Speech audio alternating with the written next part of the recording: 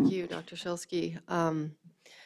So I am a biostatistician, and I was sitting remembering some of my graduate school days, and one of my favorite professors jokingly used to tell me, "Lori, your job as a statistician is to come into the light and shed darkness."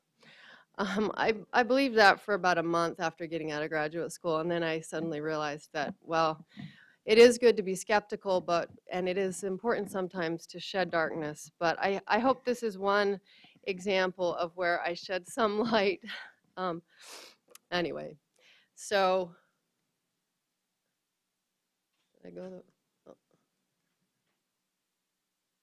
Okay.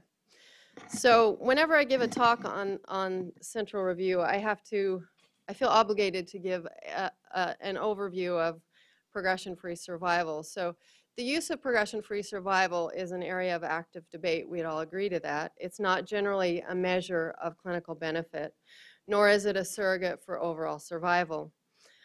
We could debate this all afternoon. But for the purposes of my talk, I want to just establish that we agree that PFS is an important primary endpoint for regulatory approval.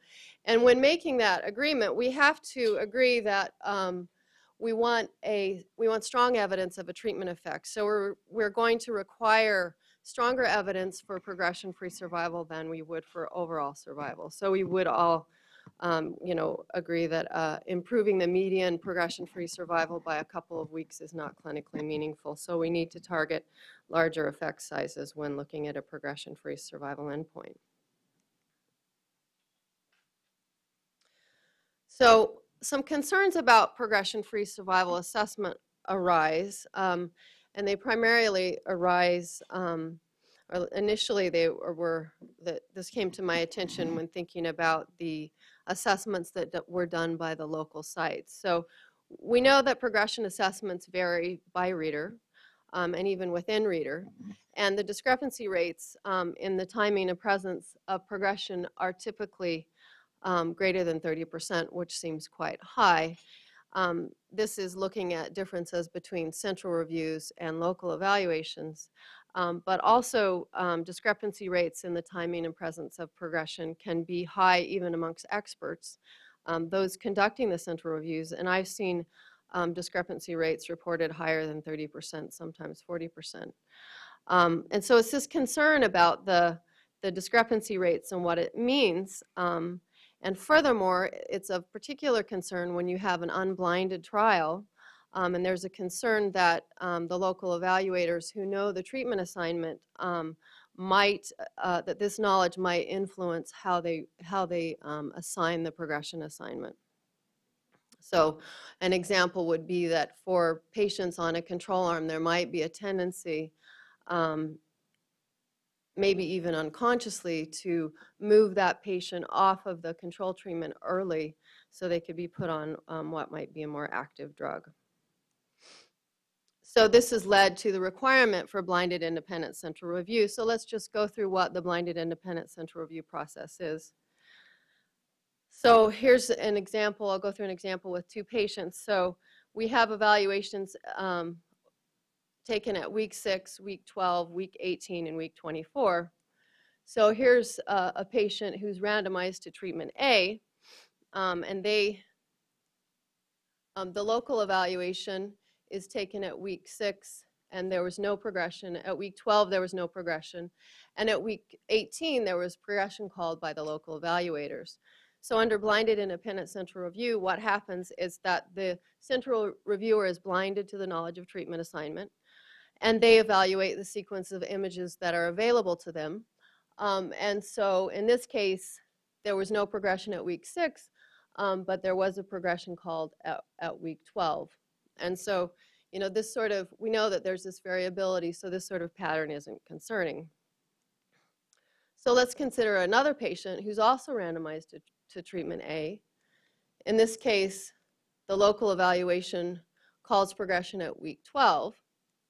But when this is sent to the blinded independent central review, there's no progression called by week 12. And so we don't know the progression time for this particular patient.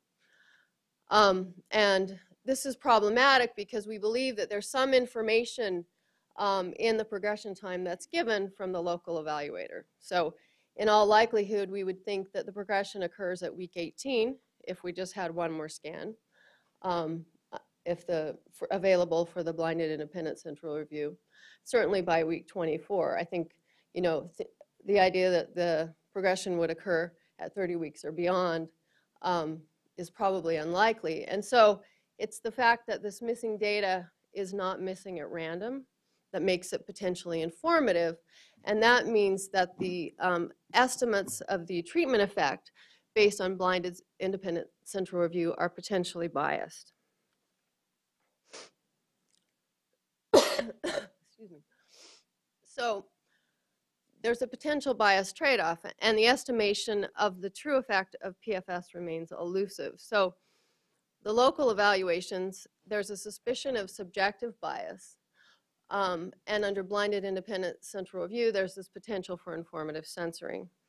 And so given these potential concerns, back in 2008, we decided to look into the literature of published phase 3 clinical trials to see what we could learn in terms of the differences between blinded independent central review and local evaluations. So, well, these got flipped. So let's just focus on the bottom of this slide. So in this paper, we performed a meta-analysis, just really reporting published trials that we could find. There were 7 of them at the time that reported both blinded independent central review and local evaluations. In this, we showed that in spite of the concerns for this bias trade-off, that the treatment effects were similar when estimated using central review or local evaluations. Since then, there have been 2 interesting papers that have added further evidence to support this. So this is a paper that was published by the Pharma Working Group, where they did a meta-analysis of 27 randomized phase 3 trials in solid tumors where there was both local evaluation and blinded independent central review. And what you see on the x-axis is the hazard ratio from the local evaluations, and on the y-axis is are the hazard ratios from the central review. And the correlation is remarkably high. It's 0.95. And importantly, I've added these orange boxes to indicate areas of where we would find concern in terms of there being really discordant results in terms of what the treatment effect was. And you know, there's generally quite consistent agreement between the two. The FDA has published a similar type of analysis on 33 randomized phase 3 trials. And, you know, to be honest, there is some overlap between these trials and the previous ones, but I'm not entirely clear on the extent to which there is overlap. And they report similarly high correlations, somewhat lower of 0.91.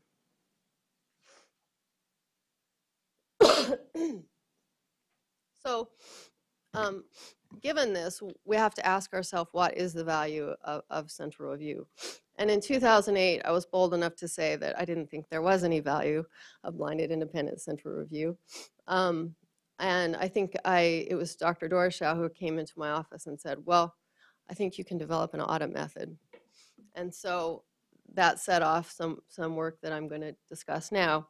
But there are other options to an audit. We can use overall survival.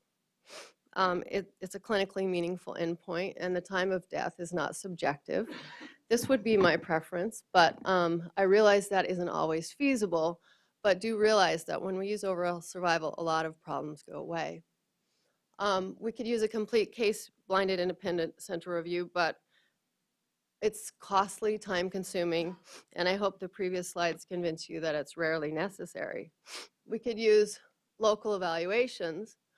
In double-blinded trials, we think it's not necessary, and I think there's general agreement to this. We could also ensure that local radiologists are suitably trained and blinded to treatment assignment. So let me just mention a couple other issues in terms of thinking of local evaluations.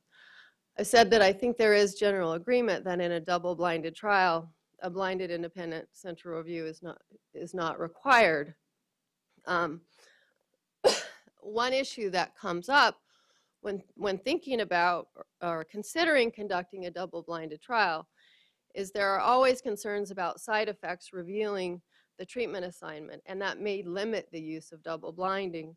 But I would argue that there's a spectrum, and that a partially blinded trial, maybe there's 90% of the subjects are still, their treatment assignment is still blinded, may have greater value than an unblinded trial. So if you think of the value of a double-blinded trial on a spectrum, with on the one hand there's the value from the double-blinded trial, and on the other there's the problems that are associated with an unblinded trial, somewhere on that spectrum is a breaking point at which it's no longer worthwhile to undergo the blinding.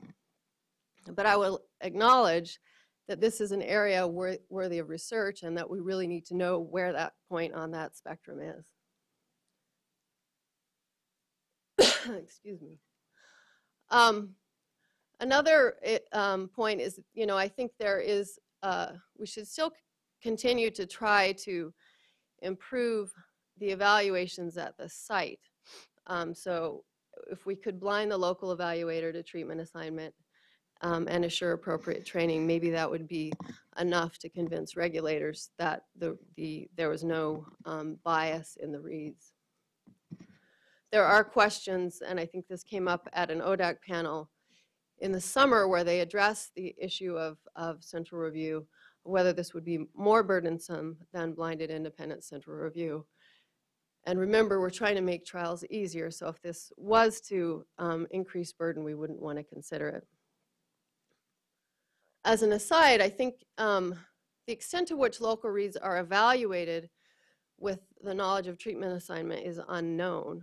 Some sites, some larger centers, I know have resist services that are offered that are not generally, my understanding is there isn't knowledge of treatment assignment, but the smaller sites, it may be more of a concern. So I think if we understood the process a little bit better, we might be able to, work with coming up with a method using local evaluations.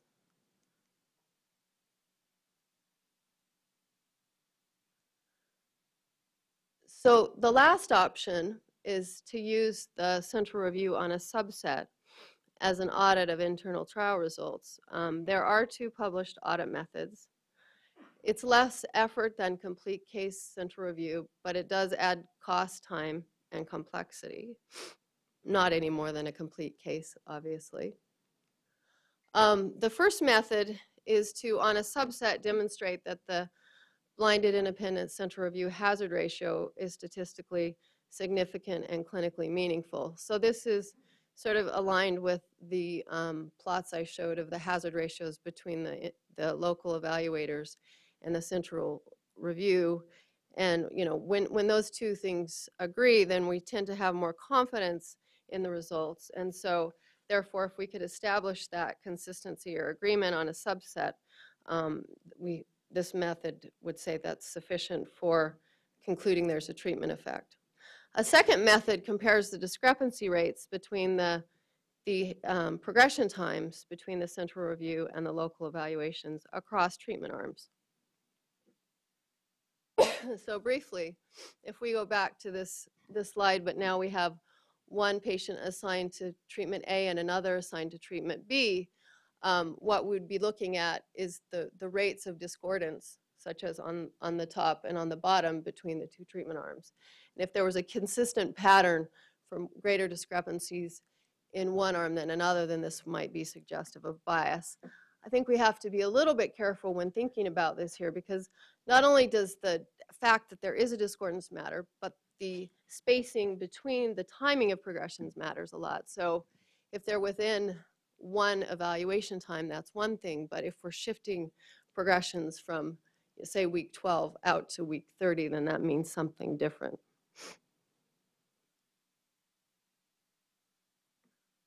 So in July of this last summer, there was an ODAC meeting that considered this issue, and all committee members agreed that an audit approach should be considered. the members advised against complete elimination of blinded independent central review. There was concern that eliminating it would eliminate, might give different results than what was seen in those meta-analyses that I presented. So the thought was that it was the presence of the audit that might have prevented the bias. I don't know that I believe this because I don't know how aware even the site investigators were that there was going to be a central review. But there was consistent thread in the meeting that there was a need for a threat of a full blinded independent central review. The committee members were hesitant to recommend a specific audit method, and the conclusion was that the methodology wasn't ripe yet, but it was worthy of continuing research. The EMAA has some guidelines in a supplementary appendix where they seem generally open to the audit concept. They don't endorse a single procedure, but they say that, consistent with what I've said previously, that in general, the confidence in the quality of the trial will increase if the trial results from the BICR do not differ from the investigator assessments to any important degree. And they conclude that the procedures for independent review need to be defined prospectively.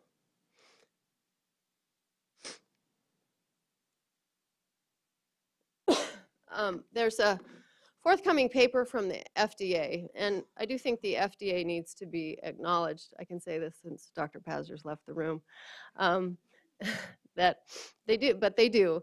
That was a joke. They do need to be acknowledged because they have been really pushing this and in sync with the research that's been coming out.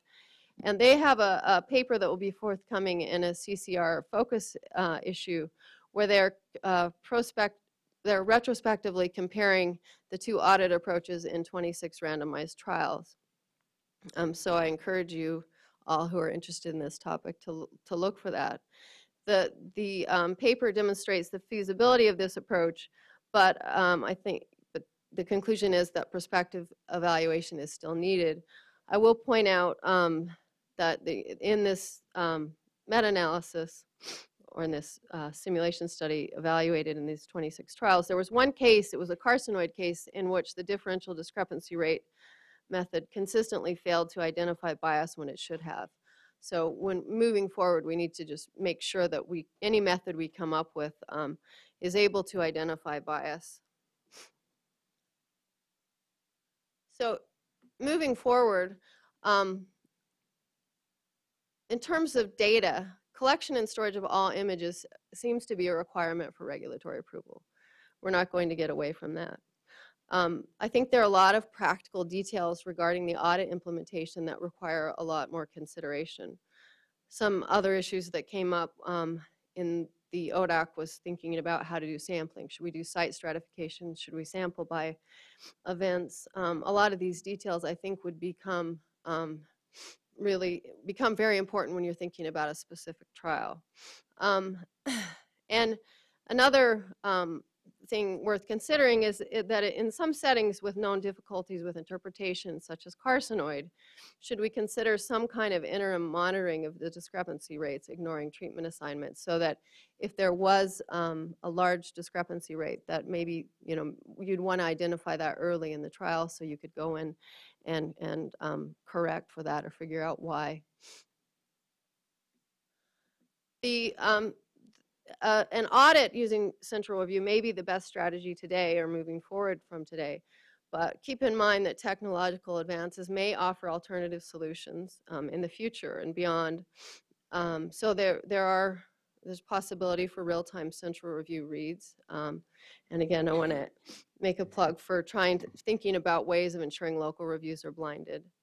And then finally, I want to conclude with a quote from Dr. Harrington in the ODAC meeting. And this is just coming back to my comment that the idea of truth remains a bit elusive in this setting. And Dr. Harrington said, if there is a truth, it's the way the treatments will be administered in the clinic once approved. And, I think he was in the ODAC, he was referring to understanding how the progression rates differed between trials. But I also think this comment applies to my plug for working on, for encouraging double-blinded trials or even partially blinded trials, because I think those are more accurate reflection of what's going to happen in the clinic than an unblinded trial in this context. So thank you.